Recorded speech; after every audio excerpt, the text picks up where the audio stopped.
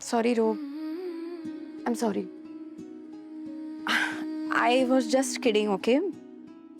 I'm so sorry. माझा राग almost गेलाय, but I need some time. पण रो तुला असं नाही वाटत का हे सगळं ओव्हर रिॲक्ट करतायत? काय हे माझं ओव्हर रिएक्शन आहे? हे ओव्हर ऍक्टिंग वाटते तुम्हाला? माझ्या मुलीला का तू मध्ये आणतेस? तुला जे काही बोलायचं ते मला बोल ना. सुष्मिताला कशाला मध्ये आणतेस तू? पण ठीक आहे, तुम्हाला जे काय करायचं ते करा बाबा. आम्ही काही बोलणार नाही, तुमच्या मध्ये येणार नाही. तुम्हाला गळामिठी करायची आहे करा, सगळं काय करायचंय ते करा, पण इथे करू नका. बाहेर जाऊन करा तुमची थेरं. बस मला एवढंच बोलायचं. एक मिनिट. हे काय थेरं केलीत मी माझ्या नवऱ्याला हक केलं, दॅट्स इट. मी काय चुकले अशी सांगा ना. आणि सॉरी आमच्याकडे ना खूप दिवसांनी आता एवढा सगळा ड्रामा झाला आमच्या दोघांमध्ये. त्यानंतर मी माझ्या नवऱ्याला मिस करत होते म्हणून मी इथे त्याला भेटायला आले. आणि आमच्याकडे ना खूप दिवसांनी स्वतःच्या माणसाला भेटल्यावर तरी आमच्या इकडे हक करतात बाबा. मी असं काहीच वेगळं केलेलं नाहीये. Okay, I show you it. Okay, मी तर तुम्हाला सांग, मी फक्त आले आणि I just hugged him like this. काय सुष्मिता, तू काय इथे उभी आहेस? जात रोहन, हे बघ रोहन, तू समजाव ना हिला. अधिरा, तू गेली होतीस ना तुझ्या घरी राहायला, हे सगळं तू म्हणालीस ना, हे सगळं झाल्यानंतर तर तुझ्या आईनं तुला समजावलं नाही का? काही शिकवलं नाही का की बाबा आपल्याला इथे कसं वागायला पाहिजे, कसं राहायला पाहिजे? शिकवण नाही दिली का? काय बोलताय तुम्ही? मी आल्यापासून तुमच्याशी पोलाइटली बोलण्याचा प्रयत्न, मी खूप पोलाइटली बोलले इनफॅक्ट तुमच्याशी. माझ्या मॉमवर घसरण्याची काही गरज नाहीये. ओके, तू याला पोलाइटनेस म्हणतेस? तुझ्या या अशा वागण्याला नम्रता याला म्हणतात? अरे बापरे, मला माहितच नव्हतं. असं बोलायचं असतं का अधिरा? बघितलंस ना रोहन, आल्यापासून नुसती फाटफाट म्हणजे रागावलीच आहे माझ्यावर. असं बोलतात का सासूशी? सांग बघू. आता ही अशी बोलतेय, ही अशी. तिचा भाऊ एक तसा, बघितलं ना बाहेर जाऊन काय करतो, दुसऱ्यांच्या मुलीची छेडछाड करतोय. असं करायचं असतं का?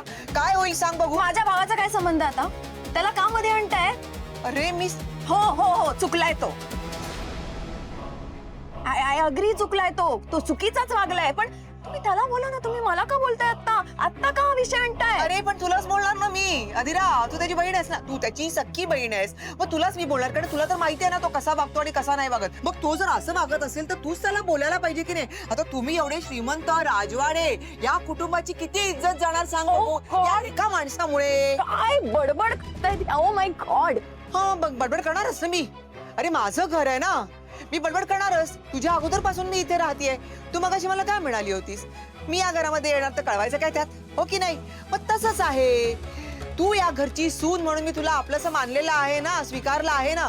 मग सून या नात्यानं तुला जर का मी चहा करायला सांगितला तर त्यावेळी कुठे गेलो होतं तुझं हे सगळं? सांग बघू. आणि तुझ्या आईला आणि तुझ्या भावाला ओरडलेलं तुला चालत नाही. मग माझ्या मुलीला तू का बोलतेस बरं? हे सगळं तू करतेस, मग माझ्याकडनं तू काय अपेक्षा करतेस? मी तुला असं म्हणावं घर सोडून जा म्हणून? मी का मी या घरातून जाणार नाही. हे घ्या. याच्या वेळा कधी घ्यायच्यात, कसं घ्यायचंय, काय पथ्य आहेत, सगळं तुम्हाला मेसेजवर पाठवलंय मी. उत्तम. बाबा, ती जर का वेळेत पोटात गेली ना औषधं, तर मलाही म्हणता येईल उत्तम. घेतो वेळेवर घेतो, विसरणार नाही. हा? पण नंदू, हे होत राहील का? मला एक सांग, तुझ्या घरी कसं चाललंय? घरी चांगलं आहे सगळं. अंशुमन शिक्षा भोगतोय, मला छान वाटतंय. काय? हो बाबा, मला बरं वाटतंय. आता मी तुमच्याशिवाय दुसरीकडे बोलू शकते का? हे मला बरं वाटतंय. पण तुमचं म्हणणं बरोबर होतं. म्हणजे तुम्ही मला म्हणाला होतात की मी बोलू नये काकूंबद्दल काही, आणि मी नाही बोलले. म्हणजे मी बोलायला जाणार होते, पण राजवाडे असं म्हणाले की मला अचानक नवीन धक्का पेलवणार नाही. सो मग मी गप्प बसले. अगं बरोबरच आहे त्यांचं. माणसांच्या भावना गुंतलेल्या असतात, त्यामुळं हे असे प्रश्न असतात ना, ते खूप नाजूकपणे सोडवावे लागतात, नाहीतर त्याचे परिणाम गंभीर होऊ शकतात. बाबा, पण ते भ्रमात जगताय. तो त्यांचा भ्रम तर दूर व्हायला हवा ना.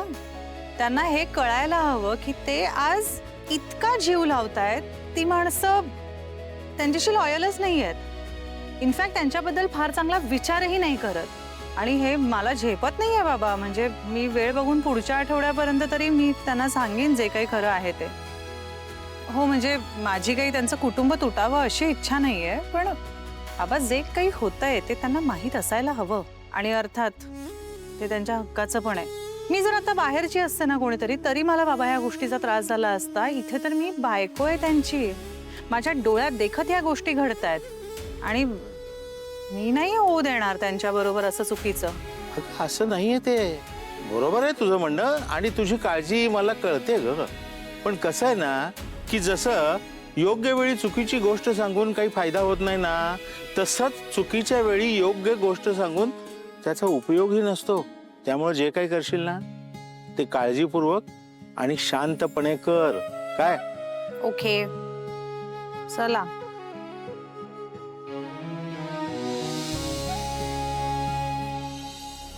हे बघ अंशू, प्लीज इथे लक्ष दे, नीट काम कर. समोरच्या मनात ना तुझ्याबद्दलचं चांगलं इमेज झालं पाहिजे. हे बघ असं करशील ना तुझी शिक्षा पण कमी करेल ना तो. ओके.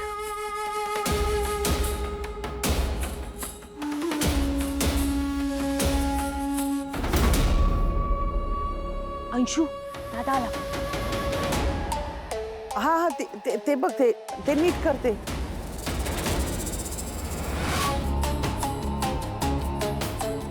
हा नाही नाही बाजूला त्याच्या. काढल्यात त्याच्या नोट्स काढल्यात. नाही ते आपल्याला डील फायनल करायचं आहे.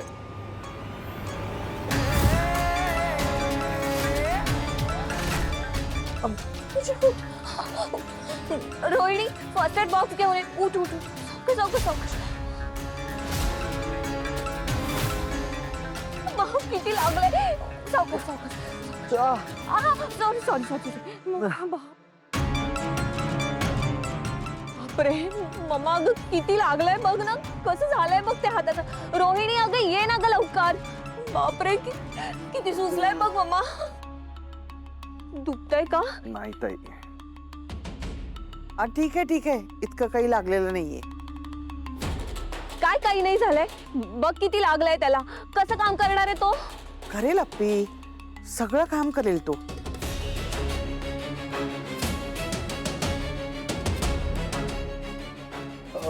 हो ताई करेन मी. माझ्या एका हाताला लागलं तरी दुसरा हात अजून नीट आहे, त्यामुळे मला दिलेली शिक्षा मी पूर्ण करेन. आणि काही झालं, रक्त आलं, चक्कर आली, हात सुजला तरी मी शिक्षा पूर्ण करणार.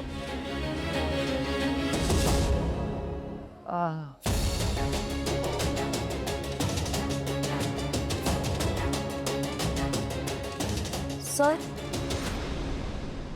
चहा नाश्ता. नकोय मला.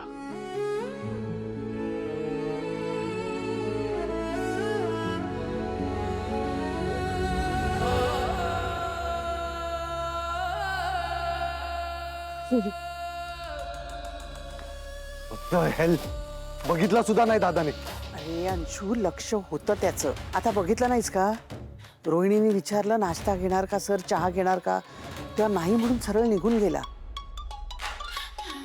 त्याला वाईट वाटतंय रे, म्हणून त्याने नाश्ता केला नाही.